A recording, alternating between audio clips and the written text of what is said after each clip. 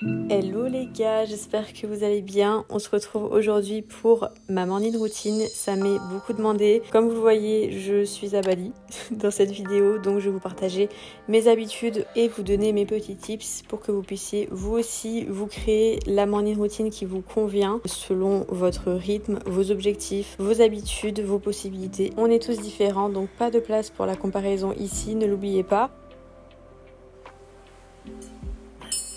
Tout d'abord, se coucher tôt pour se lever tôt. Le rythme de votre sommeil est hyper important. Moi, je vous conseille de vraiment essayer de faire quelque chose qui vous détende avant de dormir. Évitez les réseaux au maximum, évidemment.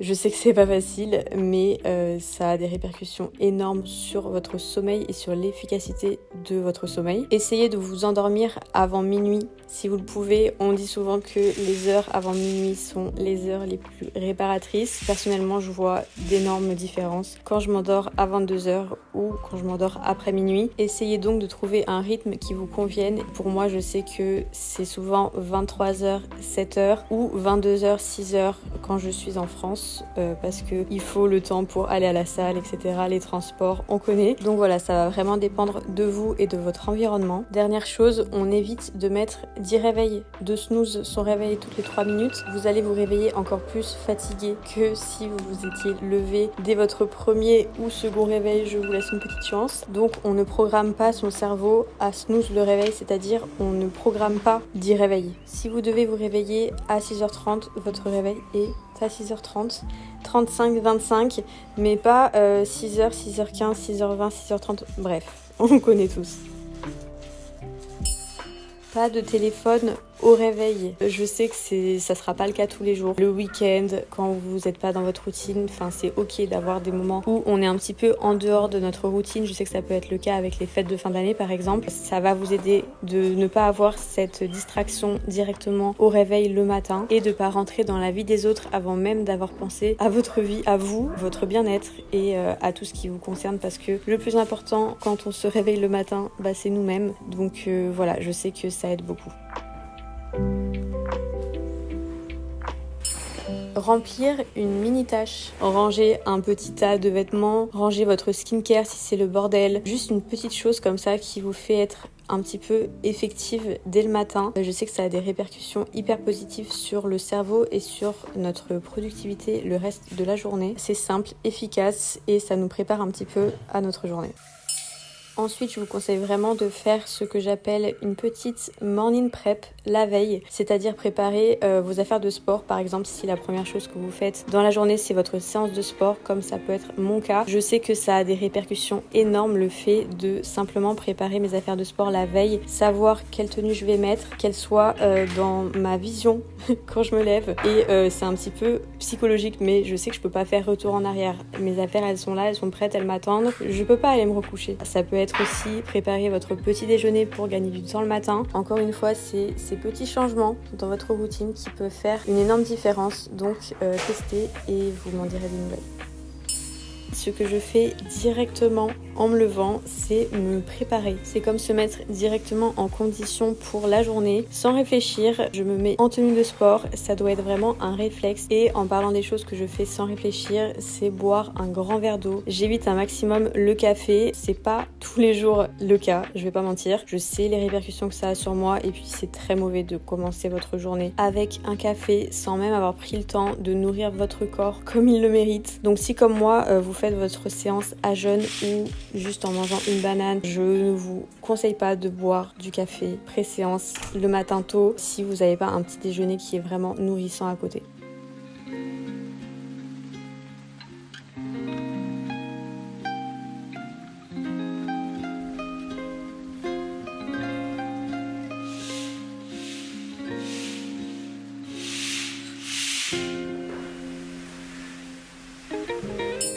Avoir un objectif une vraie raison de se réveiller plus tôt. Si vous vous dites allez demain matin je me réveille 1 heure plus tôt histoire de prendre un petit peu le temps, etc. Franchement vous allez entendre votre réveil. L'appel du sommeil va être beaucoup plus fort que l'appel de faire quelque chose, vous ne savez même pas quoi vous-même exactement. Donc levez-vous avec un objectif précis en tête, et je vais même aller plus loin en disant trouvez votre pourquoi. Par exemple, moi je sais que mon pourquoi c'est plus d'énergie. Quand je fais ma séance le matin, je suis prête pour ma journée, je suis beaucoup plus efficace, beaucoup plus productive, et ça m'aide réellement dans ma vie quotidienne. Je suis dans un meilleur mood, je me sens bien, je me sens mieux, et j'ai fait de cette raison une habitude qui fait que maintenant je ne me pose même plus la question. Je me réveille et c'est parti pour ma journée.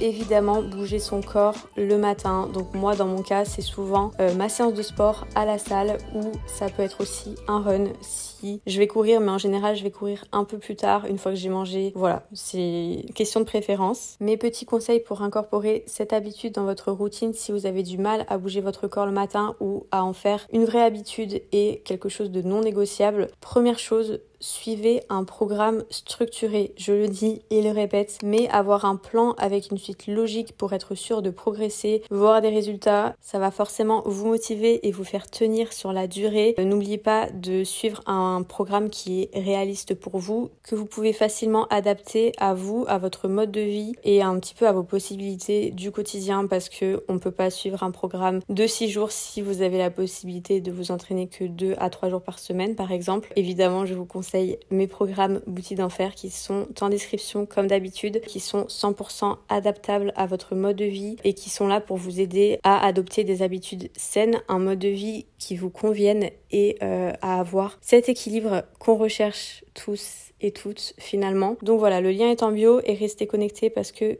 une promo arrive très bientôt. Je n'en dirai pas plus. Et là, vous allez me dire, oui, mais si j'ai pas le temps de faire des séances de 1 heure le matin, etc., comment est-ce que je peux faire? Franchement, il y a énormément de possibilités. Vous pouvez très bien mettre votre corps en route, comme on dit, en faisant des workouts beaucoup plus courts. Donc par exemple, de 10-15 minutes, ça peut être des hits, ça peut être des séances un petit peu plus express si un matin vous avez moins le temps, ou encore sortir de chez vous, aller prendre l'air, marcher 10, 15, 20 minutes. Rien que ça peut faire une différence énorme sur votre journée. Ou encore une autre possibilité, des étirements ou du yoga. Donc ça, c'est des choses que vous retrouvez également dans les programmes Boutique d'Enfer, parce que on est consciente que on n'a pas tous le même temps, on n'a pas tous la même énergie. Donc dans Boutique d'Enfer, ça nous tient énormément à cœur que tout le monde s'y retrouve.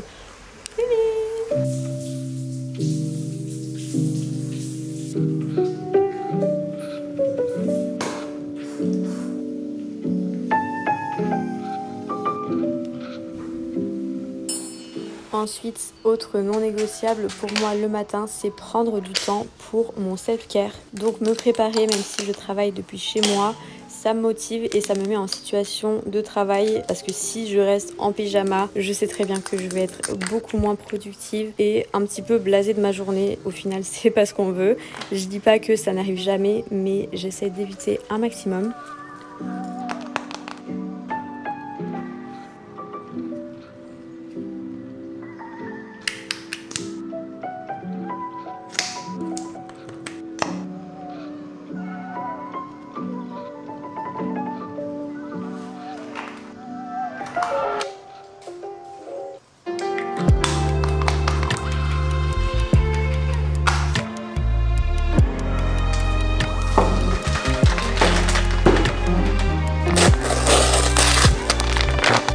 Évidemment, la prochaine étape, un petit déj nutritionnel et gourmand. Pour ma part, vous le savez, c'est très souvent un porridge ou lorsque je suis à Bali, un smoothie bowl, un smoothie, ou ça peut être un peu un petit déj composé avec des œufs, des tartines. J'essaie toujours d'avoir mes protéines, mes glucides et mes lipides dans mon petit déj pour un repas qui est complet, nutritif et qui me fait plaisir. Toujours. On n'oublie pas, très important.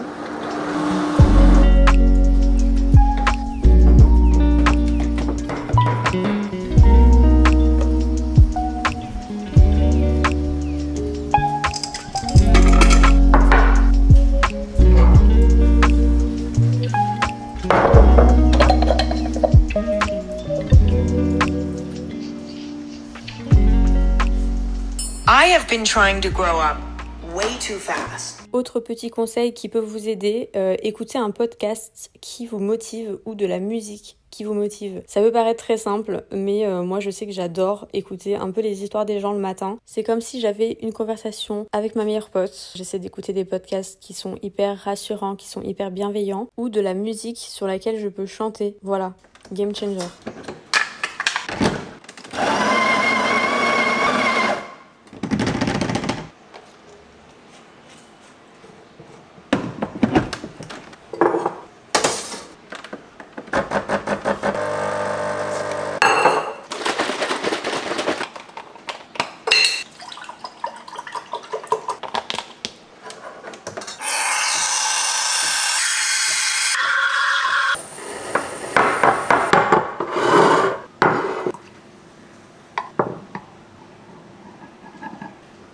Il faudrait vraiment qu'un jour j'apprenne à faire des latte art, parce que ça ne ressemble strictement à rien. Un nuage. C'est l'heure du café. Enfin, il est là quand même.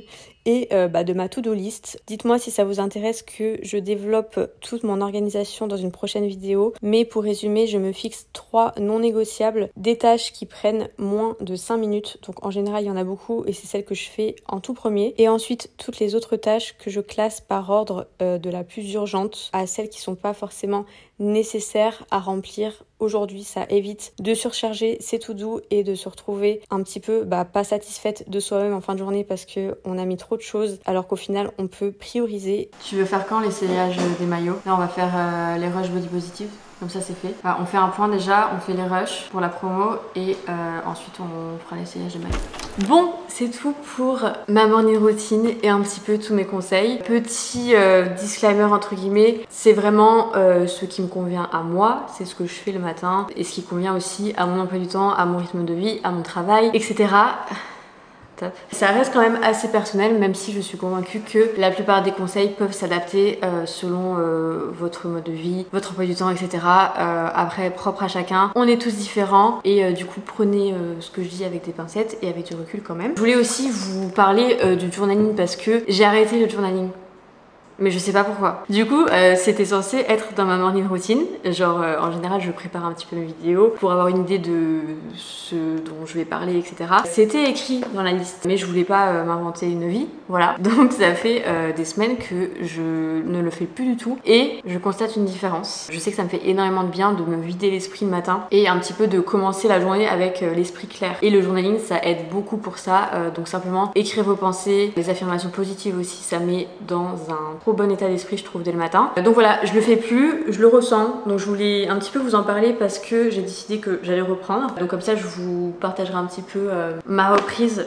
On dirait que je reprends un sport national. Mais voilà, en tout cas c'est quelque chose qui moi m'aide beaucoup, qui m'aidait beaucoup et qui doit re-rentrer dans ma vie. Parce que franchement c'est 5-10 minutes max le matin et ça fait une grande différence sur mes journées. C'est mon petit journal, il y a vraiment tout et n'importe quoi dedans.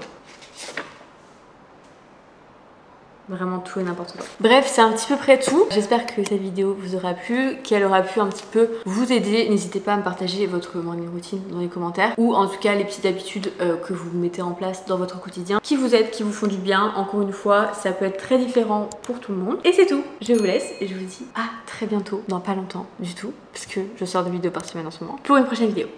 Bisous.